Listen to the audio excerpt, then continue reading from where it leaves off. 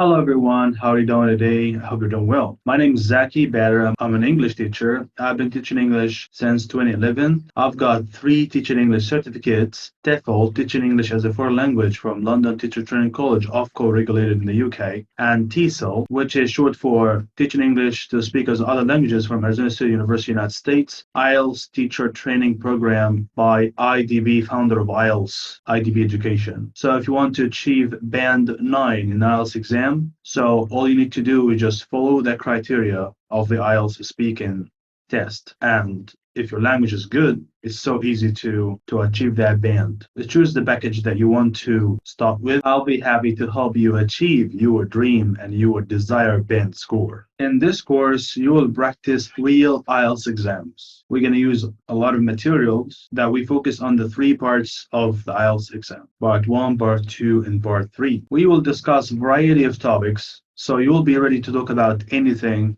in the IELTS speaking test. So what are you waiting for? Start now by take a trial lesson and see by yourself. Have a good day.